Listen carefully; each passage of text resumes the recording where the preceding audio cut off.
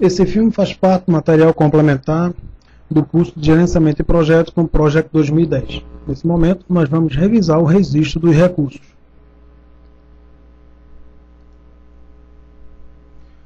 Conforme vimos, para a execução das atividades é necessário que se informe no MS Project quais recursos vão estar envolvidos. Na verdade, não no MS Project, mas em termos de gerenciamento de projetos.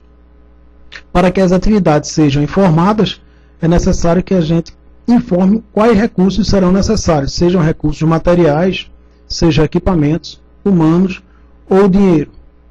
O MS Project promove uma divisão diferente do que nós estamos vendo aqui. Não somente o MS Project, mas o software de gerenciamento de projeto. O primeiro recurso que o MS Project tem, na verdade são três, é o recurso tipo trabalho. A característica desse tipo de recurso é que eles, assim, o custo desse recurso na atividade vai depender do tempo da atividade. Nós podemos pensar facilmente no recurso tipo trabalho como mão de obra. Se uma atividade demora mais tempo para ser executada, mais dinheiro será necessário para que se pague esse tipo de recurso.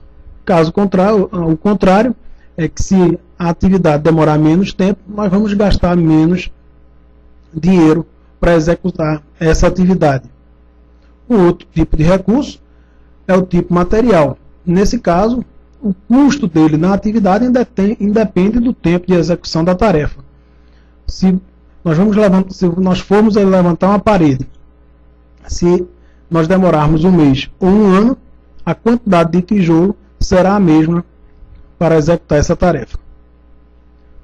Para fazermos o registro dos recursos a serem utilizados nas tarefas, nós podemos ir em gráfico de Gantt, na guia tarefa, gráfico de Gantt, planilha de recursos. Ou, se nós estivermos na guia de recursos, nós vamos em planejador da equipe, planilha de recursos.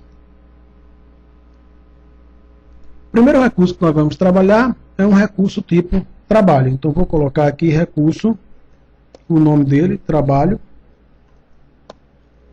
e eu vou informar que o tipo, que o tipo dele será trabalho. A unidade de trabalho, a unidade do trabalho é horas, então ele não permite que se digite nessa coluna. Os campos de início, iniciais e grupo dificilmente serão utilizados, então nós vamos ocultar essas duas colunas. Marco as duas, botão direito, ocultar a coluna.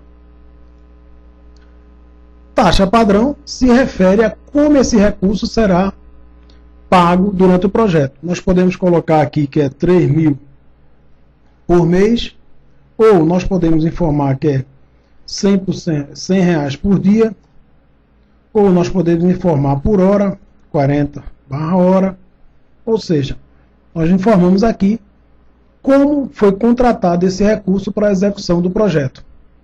Taxa de hora extra, nós vimos também que não, no Brasil, como existe mais de um tipo de hora extra, essa coluna não é utilizada.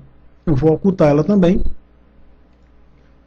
O custo de uso se refere a um custo que será atribuído à tarefa da primeira vez que nós formos utilizar esse recurso na tarefa.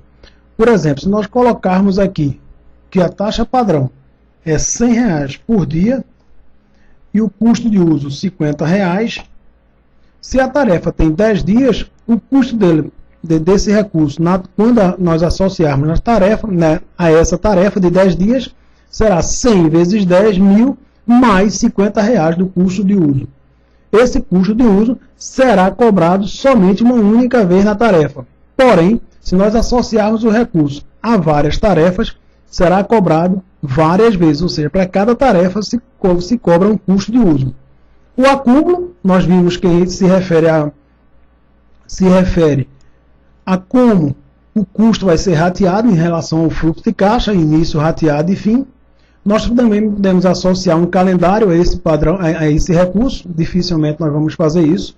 E unidade máximas, nós vimos que se refere à indicação de quantas horas ele pode trabalhar por dia. Se nós colocarmos 100%, ele pode trabalhar quantas horas forem especificadas no calendário.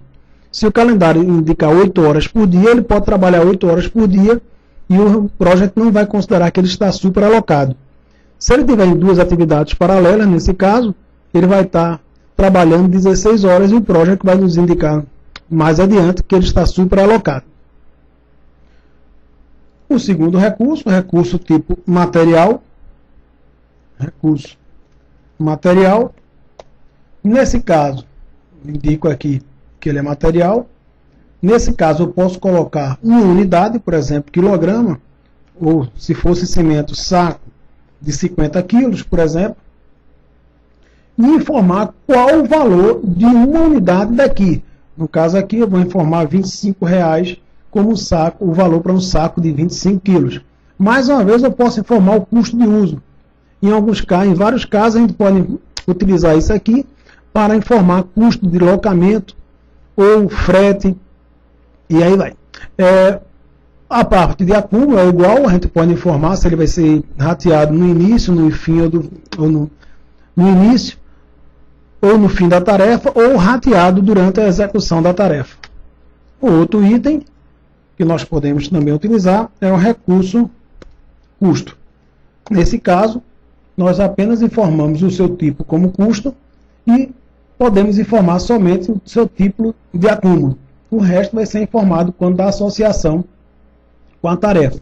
Vale lembrar que nós não podemos associar trabalho ou seja, o tipo de recurso ao estado físico do recurso. Ou seja, uma betoneira, por exemplo, tanto pode ser cadastrada como recurso trabalho como recurso material.